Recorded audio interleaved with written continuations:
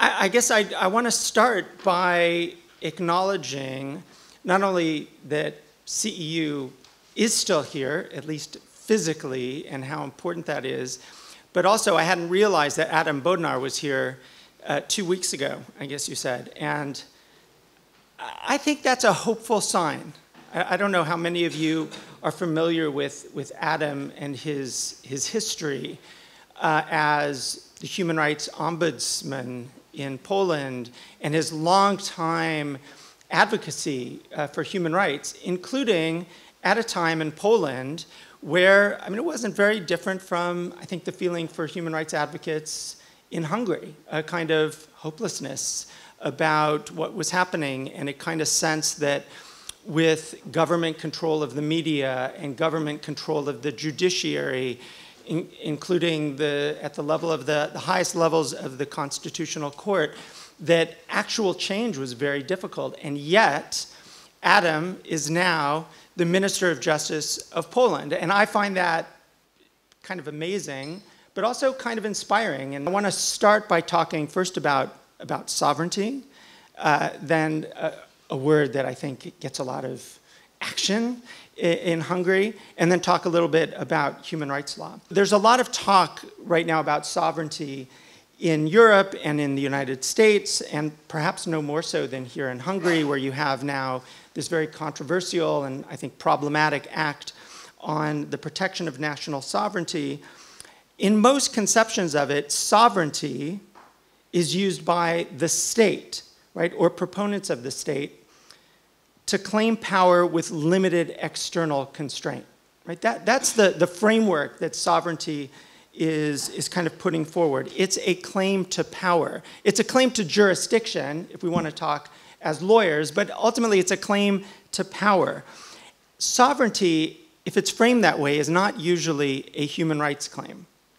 But one of the hypocrisies of the typical sovereigntist claim is that states exercise their sovereignty not only when making specific choices about specific policies or problems, but also when they choose to be a part of communities, when they choose to be, as Hungary is, a part of the European Union, when they choose to be bound by international human rights law, whether that's the European Convention on Human Rights or the International Covenant on Civil and Political Rights.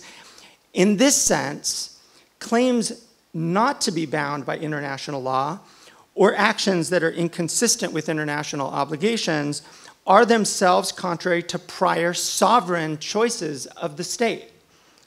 So claims to sovereignty are thus proxies, I think, for claims to a particular version of sovereignty. It's not that sovereignty is some fixed thing and only means one thing. It's a claim to a particular way that the state should exercise power.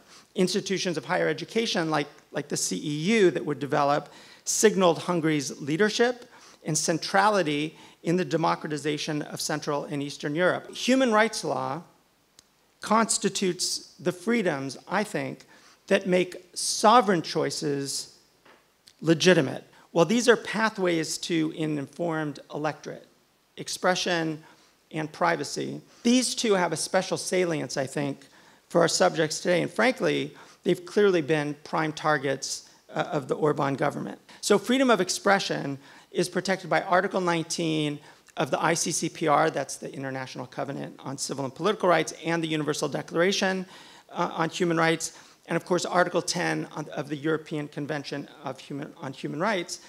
And it's the basic provision guaranteeing media freedom and media independence, academic inquiry, tolerance, and respect for difference. I love the expression of freedom of expression in Article 19, paragraph 2.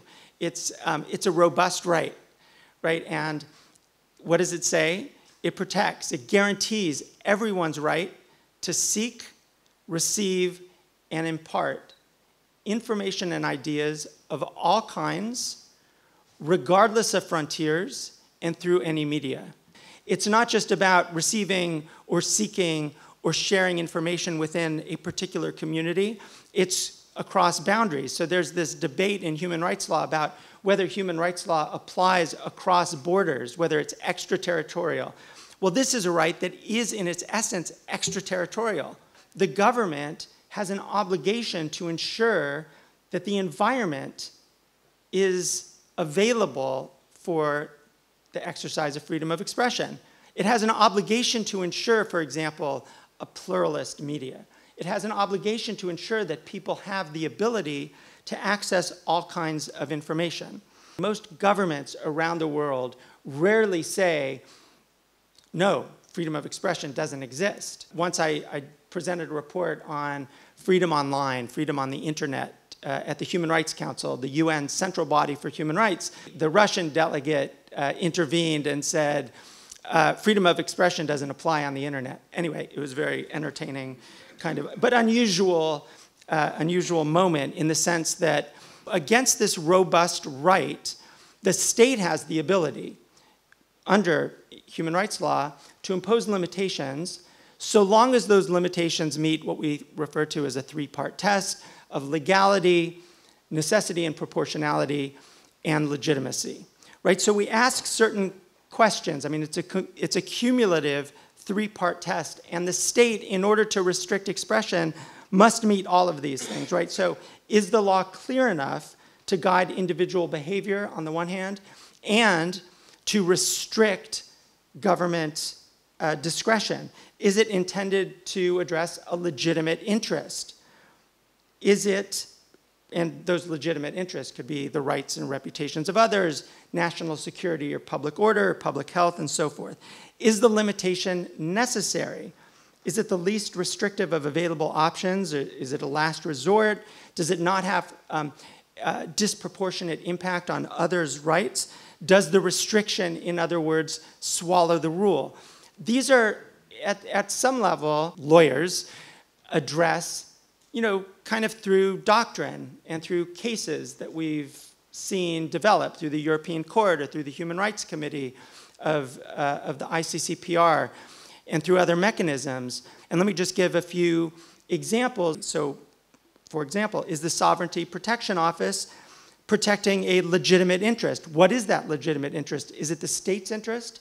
Is it the individual, the community's interest in exercise of various human rights? Does it disproportionately impact other rights, even if it doesn't have a formal enforcement mechanism? Does it stigmatize expression in a way that actually has a very deep impact on freedom of expression in the country?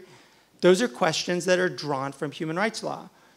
Similarly, one could ask these questions about the older law related to so-called foreign influence. And in fact, those questions were litigated, and that law failed in a number of different places. We could spend a whole day or longer talking about the attack on academic freedom and how it continues to limit the development and sharing of knowledge within the academy and to the broader public, right? Or as Hungary has changed media governance through different media acts, has it done so in ways that in the aggregate and in practice interfere with the obligations to ensure a pluralist media? Has it done so by going through that checklist, that three-part test that I mentioned before? Does the government and its agents or media outlets, maybe media outlets associated with the government, promote disinformation in ways that interfere with the rights of individuals to access information? So alongside Article 19 is Article 17 of the ICCPR and also Article 8 of the European Convention, and that's the right to privacy.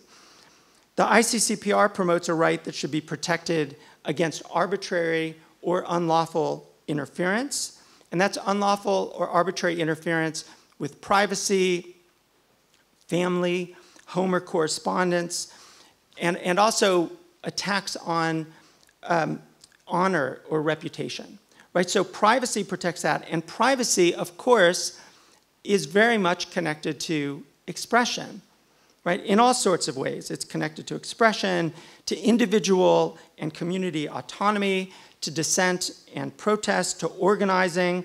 That's obviously something that anybody who lived through 50 years of the surveillance state in Eastern and Central Europe would know that those things are connected, right? That the intimidation of interference with privacy is also an interference with freedom of expression and public participation. Also in the context of some ongoing crises, problems here in Hungary, across Europe as well. So you could consider, for example, the Pegasus scandal and the ability of the state to get access to essentially, usually I have my phone, I can hold it up, but everybody's got their phone. Your life is on that phone, or at least your contacts, your information, everything is connected.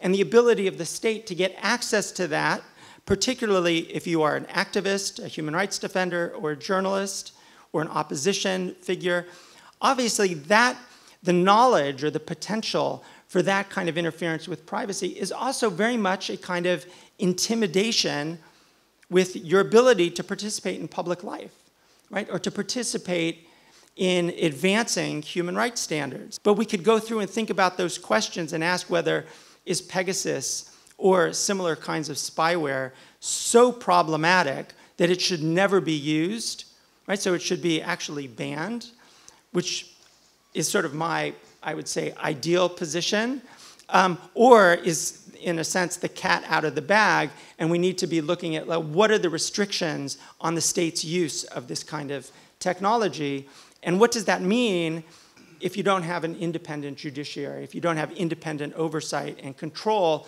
of those kinds of technologies. You could think about the restrictions and the attacks on the LGBTQ+ communities in Hungary and across Europe, which are attacks not only for political purposes, but they're also attacks on the ability to do advocacy. They're attacks on privacy. And how do we conceptualize those attacks in the context of human rights law, particularly when sometimes those attacks themselves don't look like they are legal acts, but they're clearly acts of intimidation, often of the state, in order to limit human rights. We should celebrate the resilience of Hungarian civil society.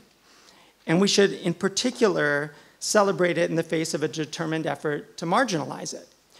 And to my mind, there's nothing more Hungarian. Again, I am not an expert in Hungarian culture or politics, but given certainly where we were 35 years ago and the model that Hungary presented, it seems to me that there's nothing more Hungarian, nothing more independent, nothing that's more an expression of popular sovereignty than Hungarian individuals and organizations advocating for fundamental rights. So with that, I'll close.